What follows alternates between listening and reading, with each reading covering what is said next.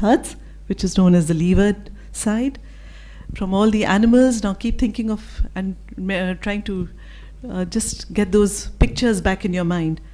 The gibbon, the hornbill, the red panda, the snow leopard, the hangul, the yak, the pheasant, the cranes, and most of us could not identify them.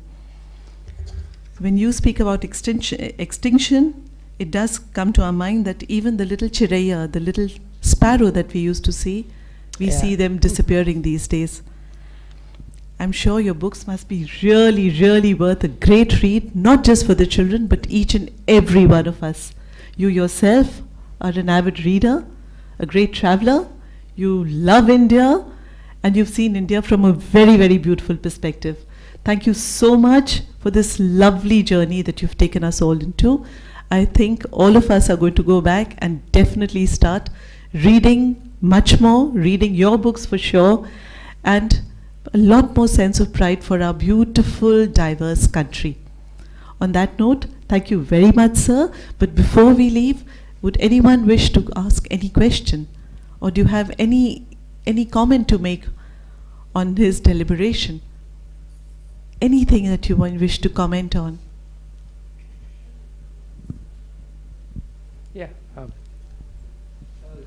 It's one of the strange things that interaction with both teachers and students also. When you talk to them about punishment, that what are good punishments, a lot of teachers and students strongly believe reading and writing are good punishments.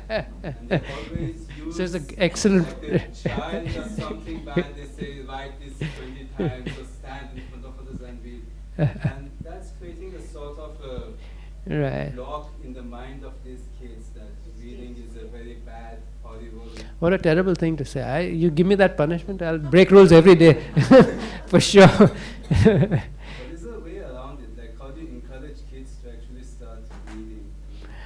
It's a librarian. It all comes because the child, you ask it about different books. It might not like those books. It wants a comic. He or she wants a comic, wants a graphic novel. The librarian has to sit, has to work with the child. Very often, I've seen this in many schools, the post of librarian is given to the teacher who can't be placed anywhere else. Usko kuch nahi hai, chalo library mein dalo. And that is the most important position in the whole school. Because only they can inculcate that. I've seen some fabulous librarians in my time, and I know those kids who go to them and they read so well.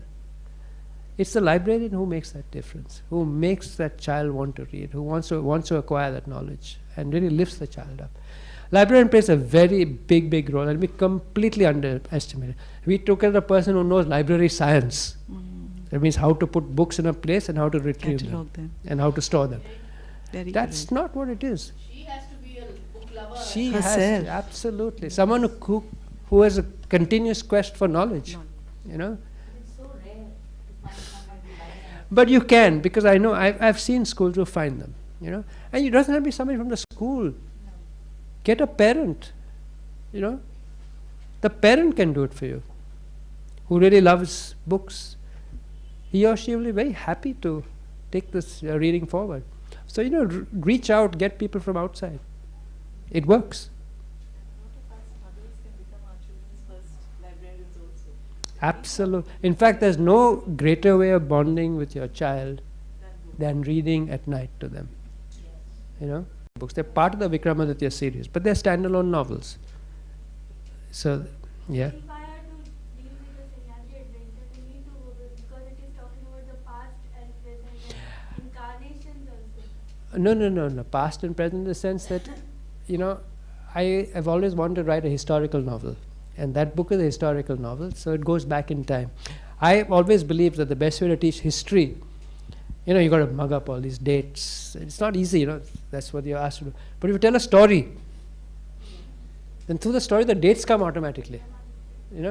So that's why I wrote this particular book, which went back in time and gave you went back in history, and that was it all. That was the endeavor. That's what I meant by going back in time. That book. Yeah. Available online? Yeah, they're available online.